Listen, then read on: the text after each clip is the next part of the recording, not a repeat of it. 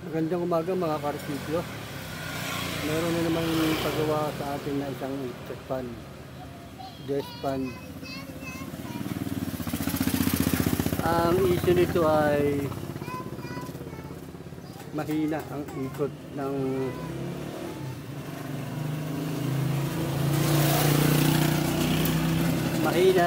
ano niya ng LC kahit number 3. Ibig sabihin nito, magpapalit tayo ng busing.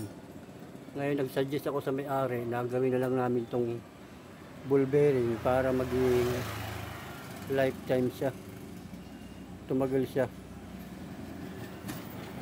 Kung okay naman yung may-ari na gawin namin na ball bearing. Okay, babaklasin ko lang siya.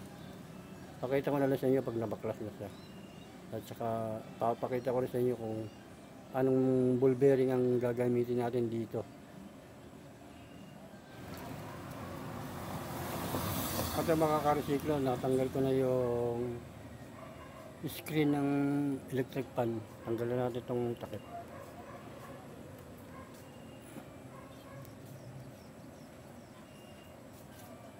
Pakita ko na lang sa inyo pag natanggal, matigas.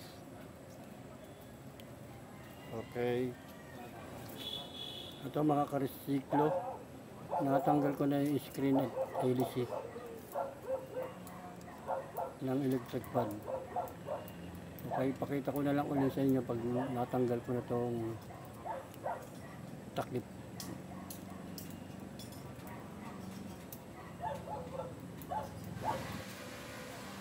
Ito mga karsiklo, natanggal ko na yung takip ng motor ng electric fan yan. Yan siya. Tapos babaklasin na natin itong motor para malagyan na natin siya ng ball bearing para hindi na ito pabalik-balik. Bagay, ano, unang paggawa pa lang niya naman ito kasi bagong bili lang ito. Okay, pakita ko na lang sa inyo. Ito mga karsiklo, nabaklas ko na yung motor ng electric fan ito. Itong bushing na to, papalitan natin ito ng ball bearing. Ito, saka itong kabila. Ito, ayan. Okay. Gawin na natin itong ball bearing para tingnan natin kung ilang taon ang aabutin nito. Okay, pakita ko na lang sa inyo. Ihanda ko lang yung mga materialis na gagamitin natin. Kung anong ball bearing ang gagamitin natin. Okay. Ito mga karsiklo, natanggal ko na rin yung bushing. Ito, wala nang bushing. Ito, wala na rin bushing. Tapos, ito yung gagamitin natin, epoxy, AB, yan. Tsaka itong ball bearing ito. Ito. Ang number nitong ball bearing na to ay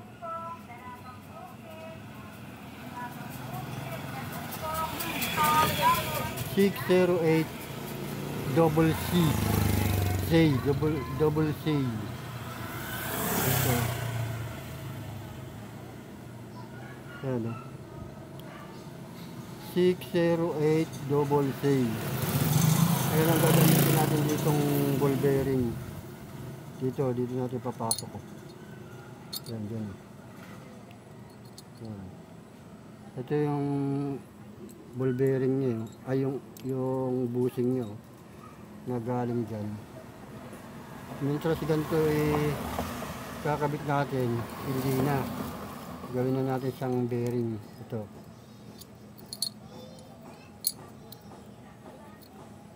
Pati rito sa kabila. Ito, ganyan. Yan sa sentro natin sa bitna. Kaya kailangan natin ng epoxy niya kasi para dito sa gilid. Dito natin lalagay sa gilid. Para naka-steady tong ball bearing na to.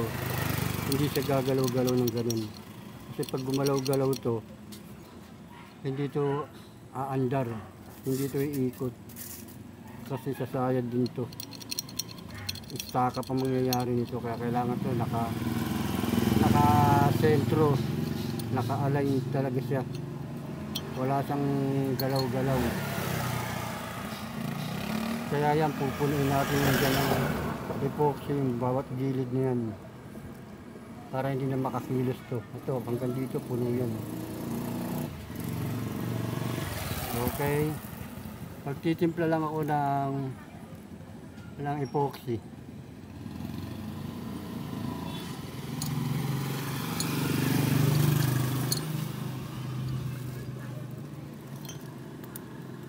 Ito yung mga natanggal natin. Bago lang tong asahin na to eh.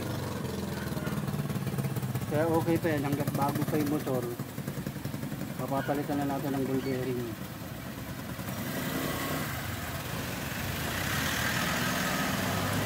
Okay, pakita ko na sa inyo.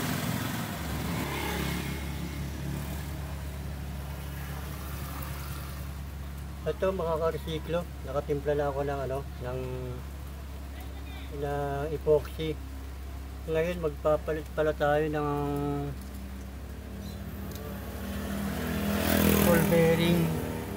Kasi yung una nating ball bearing, itong ball bearing na to na 608, maluwag siya dito sa shafting. Kaya hindi po pwede itong gantong maluwag. So, may kalog siya. Ayun. Hindi po pwede. Ewan ko bakit ganito nangyari to ngayon. Hindi nagkasya rito. Maluwag sa asahe. Kaya magpapalit tayo ng ito. Itong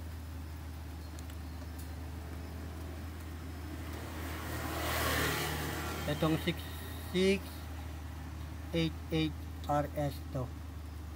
Papalit tayo nito.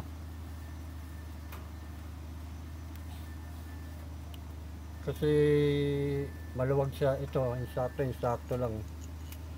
Wala siyang gewang.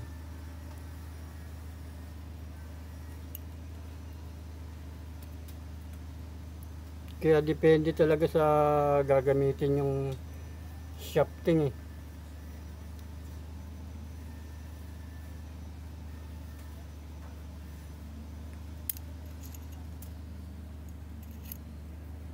Yun o. Insakto lang siya. Wala siyang gewang. Wala siyang kalok. Okay. Kabitin natin ito. Itong gagamitin natin. Hindi natin muna ito magagamit itong 608 na to. Kasi ang laki ng ano niya. Hindi ko malaman, hindi pa naman to kinikis-kis eh. Bago pa lang tong shafting na to eh. Bakit maluwag na siya sa 608?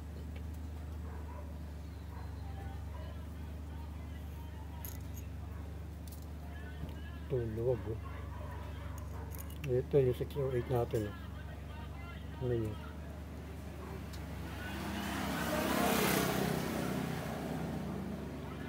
Luwag talaga.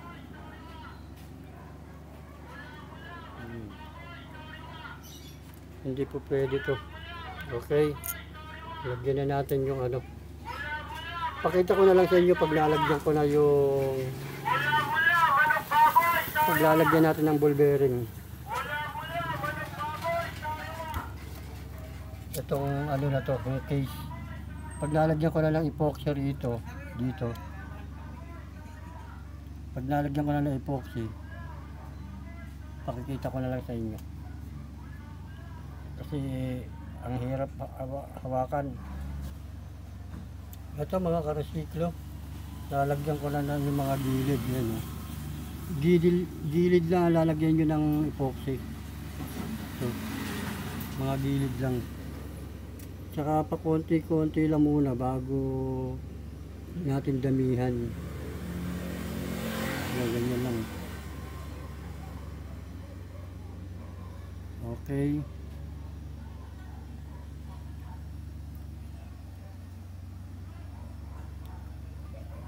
Pakita ko sa inyo kung paano lagyan yung ball bearing din na epoxy para magkapit silang dalawa.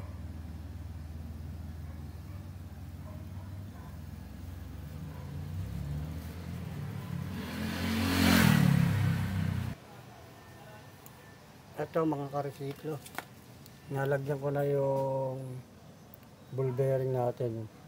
Ayan, pa konti-konti lang ang lagay natin ng ball bearing. Ito, dito lang sa bakal lang na to, sa gilid yan. Yan lang. Yan. Ngayon, ipasok na natin to sa ano. Pasok na natin to sa motor para maikabit na natin. Okay, pakita ko na lang sa inyo kung pag nakakabit na sa motor. Napapangalan mo sa Facebook? Kaya resiklo. Ito mga karesiklo, Siklo. na ikabit ko na sa loob yung ano, yung isang ball bearing, yung isa. Ito. Lagay na rin po tayo ng clearance. Ito, kailangan kasi natin tong clearance na to. Kasi pag hindi tayo naglagay nito, ang tendency nito, hindi to align. Hindi siya naka-align. Kailangan ma-align natin tong ball bearing na to dito sa case niya. Dito sa isa nyo. Kasi useless din yan pag hindi natin to lagyan ng itong pang-align niya. Useless din ang ginawa natin na ball bearing kung hindi tayo maglalagay nito. Okay? Itakip ko muna, pakikita ko na lang sa inyo. Tapos babaklas ulit natin kasi dalawang beses tayo maglalagay eh. Una, pag naitakip natin to at magpapatuyo tayo. Pag napatuyo na natin, babaklasin natin ulit kasi pupunuin natin to. Kaya nakita nyo, konti lang muna nilagay natin para baka tamaan yung gitna ng bearing eh. Yan, kailangan mapuno natin yan. Okay, pakita ko na lang ulit sa inyo. Ito mga karesiklo, naitakip ko na yung case ng motor ng electric fan ito. Nailagay na rin natin yung shafting. Ayun, inipit na natin yung ball bearing. Paghintay lang po tayo ng mga ilang oras para matuyo siya. Ngayon pag natuyo siya, babaklasin ulit natin para yung mga wala pang epoxy, dadagdagan natin. Kasi kailangan niya hindi gumalaw yung ball bearing natin. Ayan, nakita nyo ito. Ayan. Huwag lang na po natin gagalaw-galawin kasi meron naman siyang meron na siyang pang clearance ito. Kaya importante talaga ito eh. Kasi pag wala ito, pag kinabit nyo na dyan, yung isa, itong shafting na ito, bababayan, hindi magiging alignment. Okay. Pakita ko na lang ulit sa inyo pag natuyo na to. Mukhang 2 hours. Oh, baka 3 oras. Okay. Maganda po kasi yung gantong epoxy gagamitin kaysa sa 3 minutes tuyo na. Kasi pag yun ang ginamit nyo, pag magbo-ball bearing kayo, mahirap po mag-alignment. Maglagay ng ball bearing tapos maglalagay kayo ng epoxy nyo, gagamitin nyo 3 minutes lang. Nako, patay kayo. Matutuyuan agad kayo tapos hindi nyo ma-align. Doble gastos, masisira yung bearing nyo pag oras na binaklas nyo. Tapos magkakabit na naman uli kayo. Kaya kung ako sa inyo, ganito gamitin nyo ito. AB, epoxy. Di bali, maghintay tayo magpatuyo. Huwag lang tayo yung baklas, kabit baklas. Tapos, Kasi pag oras binaklas natin yan, magkakaroon ng salya yung bearing. Magkakaroon siya ng alog na gano'n, yun o. Magkakaganyan niya pag ano, pag mali yung kabit natin. Okay, pakita ko na lang sa inyo pag natuyo na to, babaklasin uli natin tapos papatungan uli natin ng pang second epoxy. Ito mga ka-resiklo, natuyo na yung una natin nilagay na epoxy. Kaya gagawin natin dito, babaklasin natin to. Kaya nagtimpla na rin ako ng pangalawang panlagay natin na epoxy. Okay, pakita ko na lang sa inyo pag lagyan ko na ulit. Ito mga ka-resiklo, nabuksan ko na ulit. Ito, matigas na yung nilagay natin na unang epoxy. Ngayon, yan mga kulang na yan, yung mga wala pa, yan ang lalagyan natin ngayon para mabalutan ng husto yung ball bearing. At itong kabila. Marami pa rin siyang wala. Kaya pakita ko na lang sa inyo pag pag napuno ko na yan. Okay.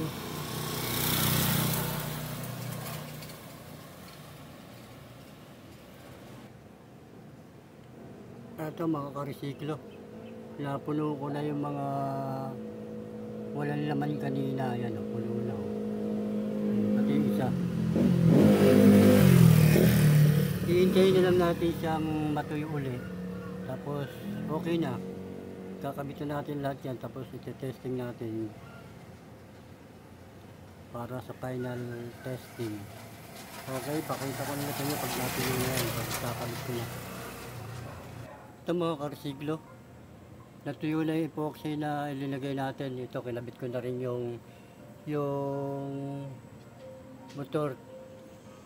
Yan, kaya gagawin natin yan, titestingin na lang natin. Tapos, ikakabitan natin siya.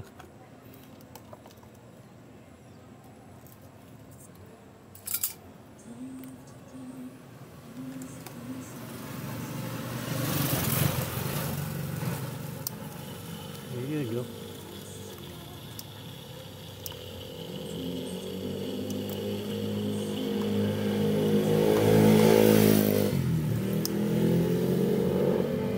Okay na siya mga ka-resiklo. Kakabit ko na lang siya. Kakabit ko na lahat ng niya, yung LC screen. Tapos pagpa-final testing na tayo. Okay. Okay mga ka-resiklo. Natapos din natin yung isang desk fan na asahe na ginawa natin ball bearing. Ito na. Nakabit ko na yung takip, LC. Ngayon, testingin na lang natin siya ngayon. Okay, number 1. Yan.